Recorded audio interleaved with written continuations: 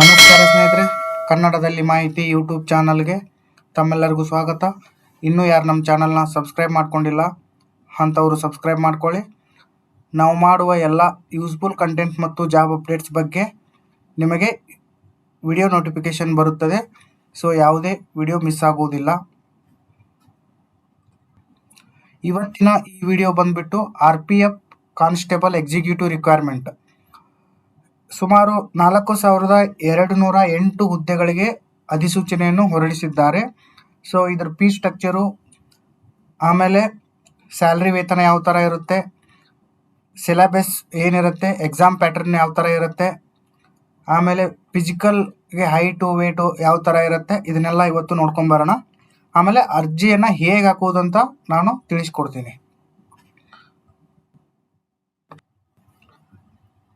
Application date 15/4/2024 already start ಆಗಿದೆ.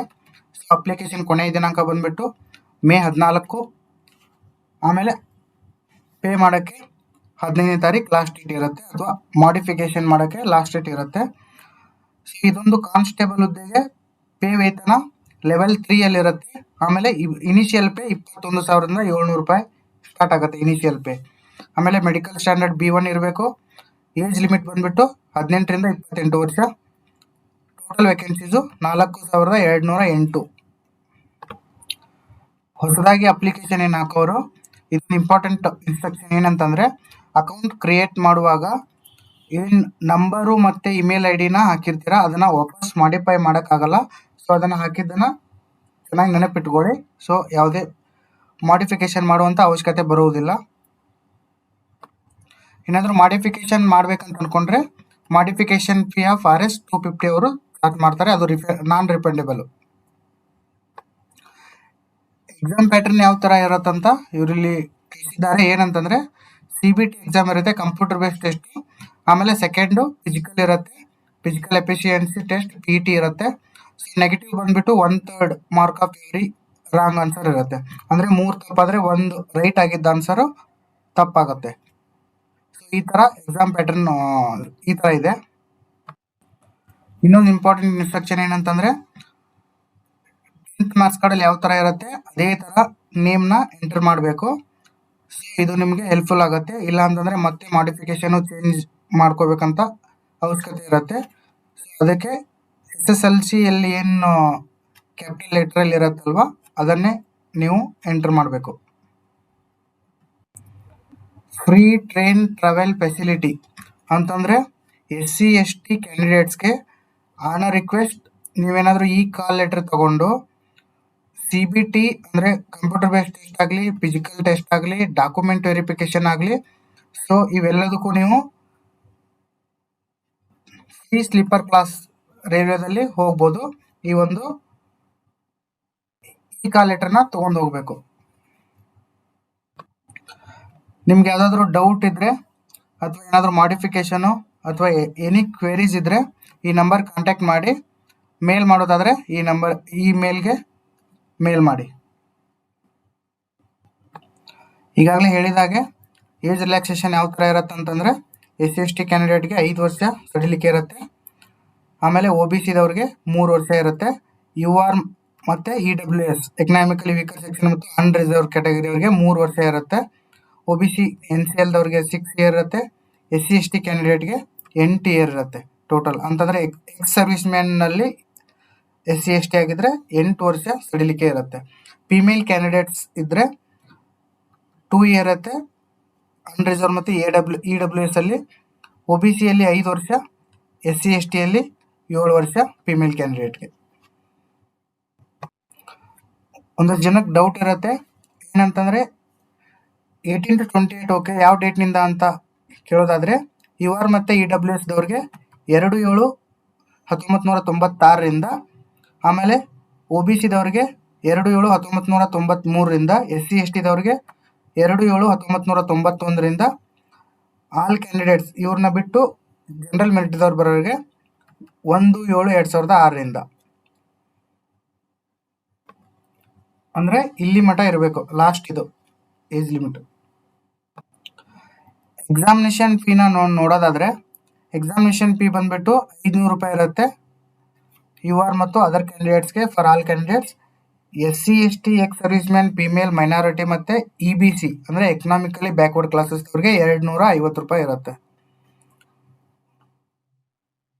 Only candidates who attend the CBT will get a refund of their examination fees as mentioned above.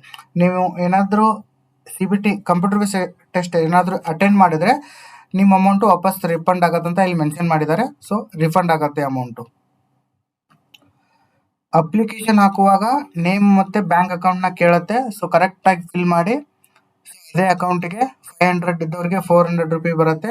ಆಮೇಲೆ 250 ಹಾಕಿದವ್ರಿಗೆ 250ನೇ ಬರುತ್ತೆ. Applicable for ಆಮೇಲೆ bank charges minus ಮಾಡಿಕೊಂಡು 10 ಸೆಕೆಂಡಲ್ಲಿ AWS weaker section ಬಗ್ಗೆ ಹೇಳ್ತೀನಿ. ಏನಂತಂದರೆ ಕೆಲವೊಂದಷ್ಟು ಜನಕ್ಕೆ ಗೊತ್ತೇ ಇರಲ್ಲ EWS ಅಂದರೆ ಏನಂತ. ಅಂದರೆ ಇದು ಒಂದು ರಿಸರ್ವೇಷನ್ ಅಂತಲೇ ಹೇಳ್ಬೋದು. 5 ಎಕರೆಗಿಂತ ಕಡಿಮೆ ಇದ್ದವರು, ಆಮೇಲೆ 1000 ಸ್ಕ್ವೇರ್ ಫೀಟ್ ಮನೆ ಫ್ಲಾಟ್ ಇದ್ದರೆ, ಆಮೇಲೆ ಇನ್ನೊಂದು ಏನಂದರೆ ನೋಟಿಫಿಕೇಶನ್ 200 ಸ್ಕ್ವೇರ್ ಫೀಟ್ ಯಾರ್ಡ್ನಲ್ಲಿ ಏರಿಯಾದಲ್ಲಿದ್ದರೆ ಸೊ ಇದಕ್ಕೆ ಎಲಿಜಿಬಲ್ ಅಂತಲೇ ಹೇಳ್ಬೋದು. ಸೊ ಇದ್ರ ಬಗ್ಗೆ ಏನಾದರೂ ನಿಮ್ಗೆ ಮಾಹಿತಿ ಬೇಕಂತಂದರೆ ಕಮೆಂಟ್ ಮಾಡಿ, ಯಾರಿಗೆ ಬೇಕು ನಾನು ಇದ್ರ ಬಗ್ಗೆ ಒಂದು ವಿಡಿಯೋ ಮಾಡಿ ಹಾಕ್ತೀನಿ. ಯಾಕಂದರೆ ಈ ಮಾಹಿತಿ ಕೆಲವೊಂದಷ್ಟು ಜನಕ್ಕೆ ಗೊತ್ತೇ ಇರಲ್ಲ. ಸೊ ಅದಕ್ಕಾಗಿ ಮೆನ್ಷನ್ ಮಾಡ್ತಿದ್ದೀನಿ. ರಿಕ್ವೈರ್ಮೆಂಟ್ ಪ್ರೊಸೆಸ್ ಯಾವ ಥರ ಇರುತ್ತೆ ಅಂತ ನೋಡೋದಾದರೆ CBT ಎಕ್ಸಾಮ್ ಇರುತ್ತೆ, ಆಮೇಲೆ ಫಿಸಿಕಲ್ ಟೆಸ್ಟ್ ಇರುತ್ತೆ, ಡಾಕ್ಯುಮೆಂಟ್ ವೆರಿಫಿಕೇಷನ್ ಇರುತ್ತೆ. ಸೊ ಈ ಥರನಾದಂಥ ಒಂದು ರಿಕ್ವೈರ್ಮೆಂಟ್ ಪ್ರೊಸೆಸ್ ಇರುತ್ತೆ. ಈ computer based test 10th level ಇರುತ್ತೆ, ಅಂದರೆ ಮ್ಯಾಟ್ರಿಕ್ ಲೆವೆಲಲ್ಲಿ ಇರುತ್ತೆ. 90 ಮಿನಿಟು, ಟೋಟಲ್ ಕ್ವಶನ್ಸು 120 ಇರುತ್ತೆ. 1 mark for each question. Syllabus for CBT computer based ಟೆಸ್ಟಿಗೆ ಸಿಲೆಬಸ್ ಏನಂತ ನೀವು ಇಲ್ಲಿ ನೋಡ್ಕೋಬೋದು. ಜನರಲ್ ಇಂಟೆಲಿಜೆನ್ಸ್ ಇರುತ್ತೆ, ಅರ್ಥಮೆಟಿಕ್ 35 ಮಾರ್ಕ್ಸ್ ಇರುತ್ತೆ. ನೆಕ್ಸ್ಟು ನೋಡೋದಾದರೆ ಫಿಸಿಕಲ್ ಟೆಸ್ಟ್ ಇರುತ್ತೆ. ಸೊ PET ಕ್ರೈಟೇರಿಯಾ ಯಾವ ಥರ ಇದೆ ಅಂತ ನಾವು ನೋಡೋದಾದರೆ 1600 ಮೀಟರ್ ರನ್ನಿಂಗ್ ಓಡಬೇಕು 5 ಮಿನಿಟ್ 45 ಸೆಕೆಂಡ್ ಒಳಗಡೆ. 800 ಮೀಟ್ರು ಫಾರ್ ಫೀಮೇಲ್ ಕ್ಯಾಂಡಿಡೇಟ್ಸ್ಗೆ 3 ಮಿನಿಟ್ 40 ಸೆಕೆಂಡಲ್ಲಿ. ಲಾಂಗ್ ಜಂಪು 14 ಫೀಟು, ಇಲ್ಲಿ 9 ಫೀಟ್ ಇರುತ್ತೆ. ಹೈ ಜಂಪು 4 ಫೀಟ್ ಇರುತ್ತೆ, ಇಲ್ಲಿ 3 ಫೀಟ್ ಇರುತ್ತೆ.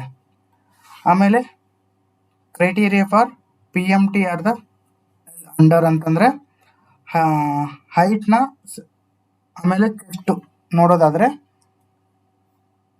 ಮೇಲು 165 ಹೈಟ್ ಇರಬೇಕು. ಆಮೇಲೆ ಇದು UR ಅನ್ರಿಸರ್ವ್ ಕ್ಯಾಟಗರಿ ಅವ್ರಿಗೆ. SC STದವ್ರಿಗೆ 160, ಫಿಮೇಲ್ 157, ಆಮೇಲೆ SC ST female 152. Only for ಮೇಲು ಅನ್ಎಕ್ಸ್ಪೆಕ್ಟೆಡ್ 80 ಇರಬೇಕು. ಎಕ್ಸ್ಪಾಂಡ್ ಮಾಡಿದಾಗ 85 ಆಗಬೇಕು. SC STದಲ್ಲಿ ಅನ್ಎಕ್ಸ್ಪಾಂಡೆಡ್ಡು 76.2, ಎಕ್ಸ್ಪಾಂಡೆಡ್ ಮಾಡಿದಾಗ 81.2 ಇರಬೇಕು. ಸೊ ಈ ಥರ ಇವ್ರು ಕೊಟ್ಟಿದ್ದಾರೆ. ಕಾನ್ಸ್ಟೇಬಲ್ ಮೇಲ್ಗೆ 3577 ಹುದ್ದೆಗಳಿವೆ. ಫಿಮೇಲ್ಗೆ 631 ಹುದ್ದೆಗಳನ್ನ ನಿಗದಿಪಡಿಸಿದ್ದಾರೆ. ವೇಕೆನ್ಸೀಸ್ಗಳು ಹೇಗೆ ಹಂಚಿಕೆ ಆಗಿದೆ ಅಂತ ನಾವು ನೋಡೋದಾದರೆ UR ಅನ್ರಿಸರ್ವ್ ಕ್ಯಾಟಗರಿ ಅವ್ರಿಗೆ 1450, ಆಮೇಲೆ SC STದವ್ರಿಗೆ ಅವ್ರಿಗೆ 536, ST ಅವ್ರಿಗೆ 268, OBCದವ್ರಿಗೆ 966, EWSಗೆ ಅಂತಲೇ 357 ಇದೆ. ನಾನು ಈಗಾಗಲೇ ಹೇಳಿದಾಗೆ ಎಕನಾಮಿಕಲಿ ವೀಕರ್ ಸೆಕ್ಷನ್ ಇದೊಂದು ರಿಸರ್ವೇಷನ್ ಇದೆ, ಯಾರಿಗೂ ಗೊತ್ತೇ ಇರಲ್ಲ. ಸೊ ಅದಕ್ಕೆ ನಾನು ಒಂದು 30 ಸೆಕೆಂಡ್ ತೊಗೊಂಡು ಇದ್ರ ಬಗ್ಗೆ ಹೇಳಿದ್ದು. ನಿಮ್ಗೇನಾದರೂ ಇನ್ನೂ ಜಾಸ್ತಿ ಇದ್ರ ಬಗ್ಗೆ ಇನ್ಫಾರ್ಮೇಷನ್ ಬೇಕಂದರೆ ಕಮೆಂಟ್ ಮಾಡಿ, ನಾನು ಇದ್ರ ಬಗ್ಗೆ ಫುಲ್ ಇನ್ಫಾರ್ಮೇಷನ್ನ ಕೊಡ್ತೀನಿ. ಸೊ ಟೋಟಲ್ ಆಗಿ 3577 ಹುದ್ದೆಗಳಿವೆ. ಇಲ್ಲಿ ಫಿಮೇಲಲ್ಲಿ 256, ಅನ್ರಿಸರ್ವು, SC 95, ST 47, OBC 170, economically weaker section 63. Total ಆಗಿ 631 ಹುದ್ದೆಗಳು ಫಿಮೇಲ್ ಕ್ಯಾಂಡಿಡೇಟ್ಸ್ಗೆ ಇರೋದು. ನಾ ಈ ವಿಡಿಯೋನ ಜಾಸ್ತಿ 8 ಮಿನಿಟ್ಸ್ ಆಗುತ್ತೆ. ಇದನ್ನು ಈ ವಿಡಿಯೋ ಮಾಡಿದ ಉದ್ದೇಶ ಇಷ್ಟೇ. ಸೊ ಒಂದಷ್ಟು ಜನಕ್ಕೆ ಕ್ಲಿಯರ್ ಆಗಿ ಇನ್ಸ್ಟ್ರಕ್ಷನ್ ಗೊತ್ತಿರಲ್ಲ, ಯಾಕಂದರೆ ಸೆಂಟ್ರಲ್ ಗೌರ್ಮೆಂಟ್ ಎಕ್ಸಾಮ್ ಆಗಿರೋದ್ರಿಂದ ಒಂದು ಬೇರೆ ಬೇರೆ ರೂಲ್ಸ್ ಇರುತ್ತೆ. ಸೊ ಅದಕ್ಕಾಗಿ ನಾನು ಟೈಮ್ ತೊಗೊಂಡು ಸಂಪೂರ್ಣವಾಗಿ ಇದರಲ್ಲಿ ಎಕ್ಸ್ಪ್ಲೇನ್ ಮಾಡಿದ್ದೇನೆ. ಸೊ ಇದೇ ಥರನಾದಂಥ ಯೂಸ್ಫುಲ್ ಕಂಟೆಂಟ್ ಮತ್ತು ಜಾಬ್ ಅಪ್ಡೇಟ್ಸ್ ಬಗ್ಗೆ ನಮ್ಮ ಚಾನಲ್ನ ಸಬ್ಸ್ಕ್ರೈಬ್ ಮಾಡ್ಕೊಳ್ಳಿ. ಸೊ ಯಾವುದೇ ವಿಡಿಯೋ ಮಿಸ್ ಆಗುವುದಿಲ್ಲ. ಇಲ್ಲಿ ಮಟ್ಟ ವಾಚ್ ಮಾಡಿದ್ದಕ್ಕಾಗಿ ಧನ್ಯವಾದಗಳು.